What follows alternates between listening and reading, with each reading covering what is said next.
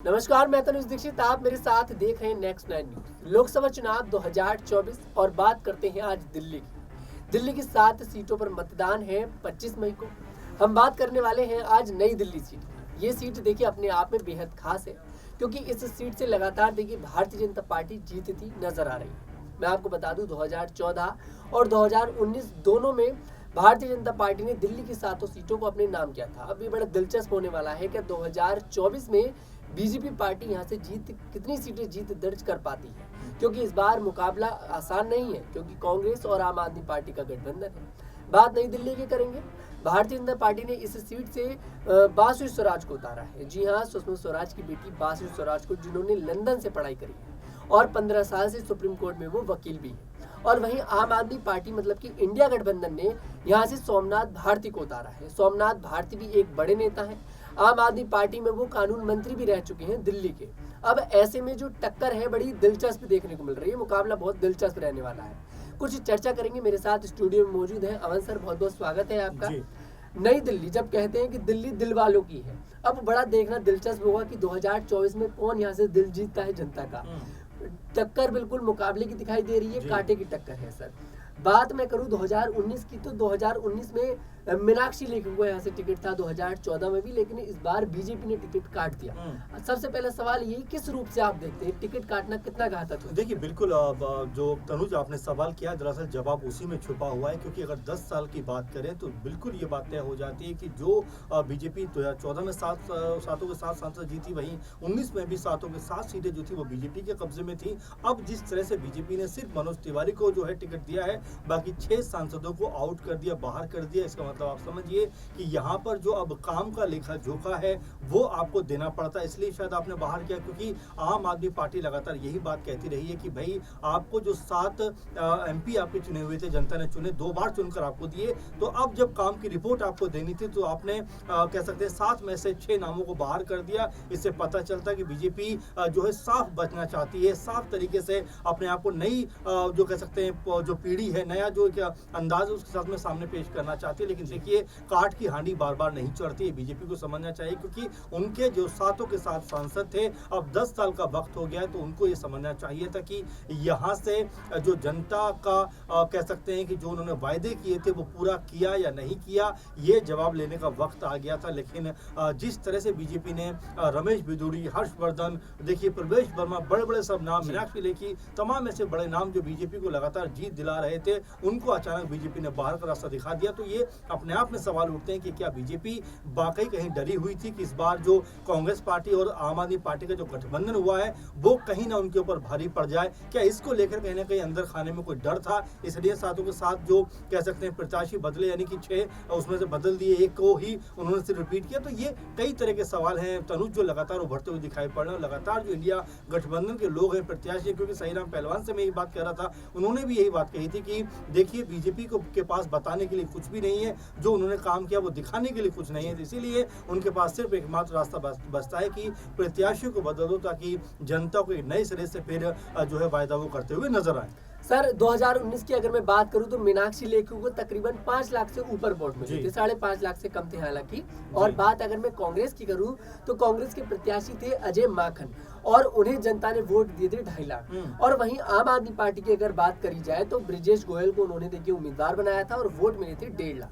अब इस बार देखिए दोनों पार्टी एक साथ उतर कर आ रही है, बड़ी पार्टियां हैं। अब मात्र अगर देख पिछली बार से मुकाबला करें तो 1 लाख का अंतर आता है। 1 लाख का अंतर देखिए बहुत बड़ा अंतर नहीं है पिछली बार की तरह से देखा जाए तो। क्या देख रहे हैं आप? आम आदमी पार्टी टक्कर तो दे रही है, इसमें कोई दोहराई नहीं है। अब जीत की राह पर आम आदमी पार्टी है या नहीं है? देखिए बिल्कुल, आम आदमी पार्टी और कांग्रेस पार्टी का गठबंधन हुआ है, जाहिर सी बात है। जो आंकड़े आपने सामने रखे वो आंकड़े बताते हैं कि 2.5 लाख के आसपास कांग्रेस पार्टी के पास मिले, 1.5 लाख आम आदमी पार्टी को मिला, 4 लाख के आसपास ये बन जाता। भाई बीजेपी की जो मीनाक्षी लेखी थी उनको 5 लाख के आसपास मिले। तो ये आप समझ सकते हैं कि 1 लाख के आसपास का जो अंतर है वो कोई बहुत बड़ा अंतर नहीं है, क्योंकि यहाँ पर एमसीडी में भी अब आम आदमी पार्टी ने पूरा कब्जा कर लिया है। तो यहाँ पर उनके जो वोटों का कह सकते हैं प्रतिशत है वो लगातार बढ़ता हुआ दिखाई पड़ रहा है। तो ऐसे में बीजेपी के लिए राह आसान होने वाली नहीं है। और वहीं जो बासुरी स्वराज को उन्होंने उतारा है, जाहिर सी बात है उनको लेकर भी एक बात ये कही जा रही है कि भाई परिवारवाद की बात बीजेपी करती है कि हम बढ़ावा नहीं देंगे, तो सुषमा स्वराज जी की बेटी को आखिर क्यों उतारा गया, इसकी जवाबदेही बीजेपी को तय करनी चाहिए। तो यहाँ पर मुझे ऐसा लगता है तनुज की राह बीजेपी के लिए आसान नहीं होने वाली है, क्योंकि सिर्फ लाख वोटों का आसपास का अंतर है। ऐसे में अगर थोड़े बहुत वोटर यहाँ से वहां हुए तो बीजेपी के लिए जीत दर्ज करना यहाँ से मुश्किल होने वाला है, क्योंकि देखिए 2 बार लगातार आपके सांसद चुने गए, क्या काम आपने किया, क्या काम नहीं किया आपने, उसका लेखा जोखा कहीं ना कहीं आपको सामने रखना है। उसी मद्देनजर जो दिल्ली की जनता है वो फैसला करती हुई नजर आएगी कि आप जीत के हकदार हैं या नहीं है। ये अपने आप में बड़ा सवाल हो जाएगा, क्योंकि इलेक्शन पूरी तरह खुल चुका है। दिल्ली के अंदर नामांकन प्रक्रिया लगातार चल रही है, 25 मई को यहाँ पे इलेक्शन है। तो ऐसे में हर पार्टी जी तोड़ मेहनत कर रही है कि किसी तरह से जनता को लुभाया जाए। यहाँ पर बसपा भी आ गई है, इंडिया गठबंधन है, बीजेपी है और भी तमाम दल हैं। तो यहाँ पर जो कह सकते हैं कि जो राजनीतिक माहौल है या राजनीतिक सरगर्मियां हैं वो बढ़ती हुई नजर आ रही है, क्योंकि देश की जो सत्ता है दिल्ली से चलती है, इसलिए सबकी निगाहें इस बार दिल्ली पर लगी हुई हैं। बिल्कुल, वाकई में इस बार सबकी निगाहें दिल्ली पर लगी हुई है। मैं सवाल आपसे लेना चाहूंगा कि पिछली बार बीएसपी पार्टी देखिए टक्कर में नहीं थी, मुकाबले में नहीं थी, उन्होंने अपने उम्मीदवार उतारे ही नहीं थे।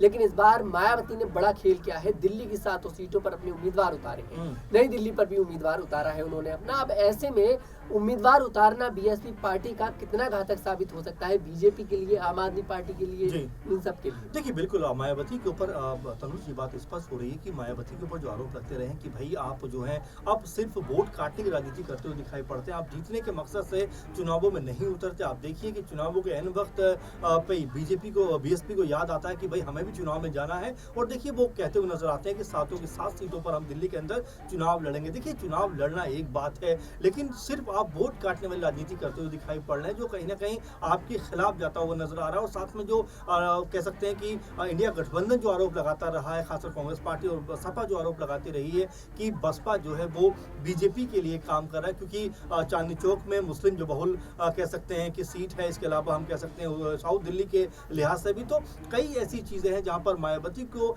देख कर ऐसा लगता है, उनके कदम को देख कर ऐसा लगता है कि वो एक तरीके से इंडिया गठबंधन के वोटों को ही काटने का काम करेंगे, जिससे बीजेपी को फायदा यहाँ पर होता हुआ नजर आएगा। अब देखना होगा कि किस तरह की प्रत्याशी वो उतारती हैं, कौन कौन नाम इसमें आते हैं, क्योंकि सडनली आप कोई फैसला करते हैं कि कल हम चुनाव में जाएंगे तो उसके लिए पूरा प्लानिंग आपको करना पड़ता है, लेकिन ना तो कोई रैली यहाँ पर हो रही है, ना कोई ऐसा माहौल नजर आ रहा है बीएसपी का। तो यहाँ पर आप समझ सकते हैं कि सिर्फ वोट काटने की जो राजनीति है वो करती हुई नजर आ रही है। तो ऐसे में मुकाबला सीधा सीधा अगर कहें तनुज तो इंडिया गठबंधन वर्सेस एनडीए के बीच ही दिल्ली में नजर आता। अब देखना ये होगा कि जब 25 मई को मतदान होगा किसके पक्ष में ज्यादा वोट पड़ेंगे। साथ में जब 4 जून को कह सकते हैं परिणाम सामने आएंगे, तो जब मतपेटियां खुलेंगी, ईवीएम खुलेंगी, उस समय किसके पक्ष में फैसला आएगा, लोगों ने किस तरफ ज्यादा झुकाव अपना किया है वो सामने आ जाएगा। तो ऐसे में फिलहाल अभी भूमिका बनती हुई नजर आ रही है। अभी तमाम पार्टियां इस कह सकते हैं कोशिश में लगी हुई है कि जनता का झुकाव उनकी तरफ हो सके। लेकिन हाँ, ये जरूर कहना चाहूंगा कि पिछली बार की तरह इस बार जो इंडिया गठबंधन बना है,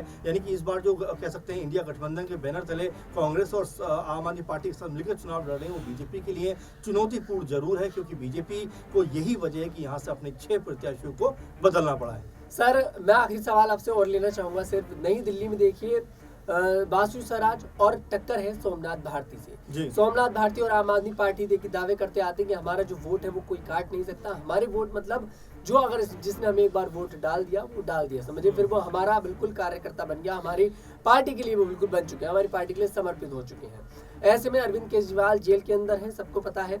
अब कितना सिंपैथी मिल सकती है आम आदमी पार्टी को इस जगह पर नई दिल्ली से? देखिए बिल्कुल आपने सही कहा कि लगातार जो आप फोटो भी देख रहे होंगे कि केजरीवाल को सलाखों के पीछे दिखाया जा रहा है, तो जाहिर बात है कि ये बताने का प्रयास किया जा रहा है कि आपके चुने हुए मुख्यमंत्री को जिस तरह से बीजेपी ने सलाखों के पीछे डाला है वो ये बताता है कि बीजेपी आम आदमी पार्टी से डरी हुई है। ये लगातार बताने का प्रयास आम आदमी पार्टी की तरफ से किया जा रहा है और लगातार बारंबार इसको लेकर प्रेस कॉन्फ्रेंस हो, बयानबाजी हो, इसको लेकर तमाम तरह से की जा रही है, क्योंकि ये कहा जा रहा है कि 3-4 साल हो गए लेकिन ईडी सीबीआई के पास दिखाने के लिए सबूत तक नहीं है, कोई भी ऐसा कह सकते हैं प्रूफ नहीं जिसे साबित हो पाए कि जो मुख्यमंत्री है दिल्ली के वो इन चीजों में इन्वॉल्व है। तो यहाँ पर अगर सिंपैथी वोट की बात करें तो जाहिर बात है कि यहाँ पर नजर आता है कि वो कहीं ना कहीं अरविंद केजरीवाल के पक्ष में जाता हुआ दिखाई पड़ रहा है और साथ में आम आदमी पार्टी और इंडिया गठबंधन को इससे फायदा होने वाला है, क्योंकि न सिर्फ अरविंद केजरीवाल बल्कि एक और इंडिया गठबंधन की पार्टी जेएमएम जो झारखंड मुक्ति मोर्चा है उसकी भी मुख्यमंत्री को जेल में डाला गया। तो यहाँ पर ये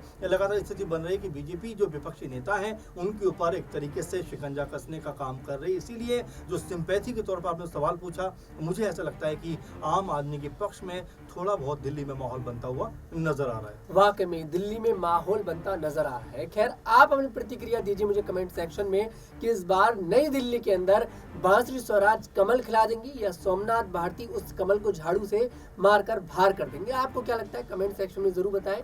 अगर आपको हमारा वीडियो पसंद है, हमारी वीडियो को लाइक करें, शेयर करें और हमारे चैनल को जरूर सब्सक्राइब करें।